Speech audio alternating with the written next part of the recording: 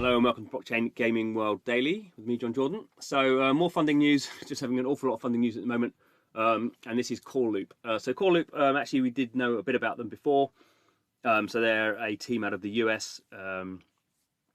They raised 2.4 million earlier this year to do this sort of MMO game, although that didn't mention blockchain. But because we knew that one of the founders, this guy Dan Chau, he'd actually worked on a blockchain game before a couple of years ago, so we knew he was interested. I actually know him from way back in the day when he used to make mobile games at Gree, one of the big Japanese companies. So he's a good sort of strategy game designer. He's worked on a lot of games, which is sort of interesting. He's coming to blockchain. They haven't really mentioned a lot of details about what they're doing in terms of sort of the game or blockchain. Obviously, still fairly early for them, I suppose. But now they've raised, what is that, 14.4 million. So it's a pretty reasonable sort of chunk of change to get you into some sort of playable situation over the next sort of couple of years. So anyway, typical sort of buzz phrases: MMO, player-driven economy, dynamic changing world, blockchain components. Funding-wise, this is, I guess, the bit we know at the moment. So some names that are now very familiar: Andreessen Horowitz led the round. I mean, they're now very active in games, which they weren't maybe 6 months ago, and all these other investors were people who actually invested in the previous round. So Galaxy Digital, pretty well known, funded by the EOS token event back in the day. Initial Capital, June Ventures, One Up Ventures, and Sisu Ventures. These are all early stage game funding companies. So that's where the money's sort of coming from. So we don't really know sort of what's going on in terms of of what they're doing with the game. So this is the CEO, who I don't know, Vincenzo.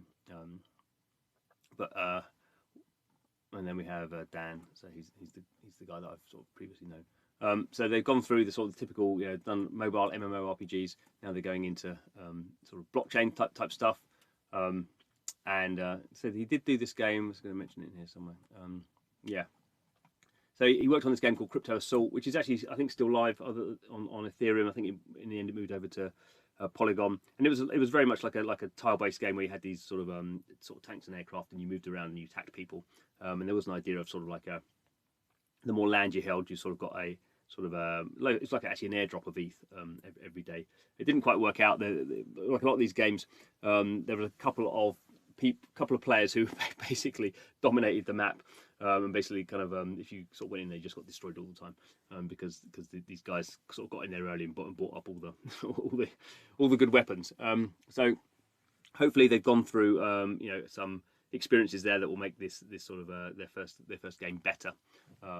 This one also, as I say, this game wasn't free to play, so you had to buy the NFTs in order to play the game, which is sort of how stuff was in 2018, 2019. I think I was still maybe playing it in 2020 even. So I had a very small amount of people playing, it was about sort of 20 people playing a day.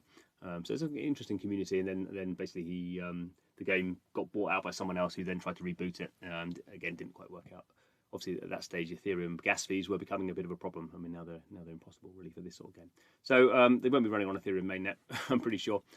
So we'll sort of see what happens. And as everyone says now, making a fun game first. So that seems to be the sort of mantra from lots of game developers these days. That fun game first, blockchain second, which I think is to a degree. You have to have a fun game now to stand out. I think blockchain's fun as well, so maybe that's just me. Anyway, we will see what happens with Core Loop. Again, there's very little detail here about what they're doing, when's it coming out, all that sort of stuff. But again, it follows the trend of experienced game developers who have been interested in blockchain for a while now, raising pretty reasonable sums of money to make a product. Not all these games will come out, I'm sure. And not all the games that come out will be enjoyable, and there's a lot of competition now. We're just going to see more and more people sort of doing this sort of thing. So we'll see what happens, but always good to get new games coming out, and always good to see sort of people who know what they're doing it again. So good luck to Core Loop Games. This is Blockchain Gaming World, where we spend our time following funding news at the moment. Hopefully playing some more games as well. So thanks for watching. Please subscribe to the channel, and see you.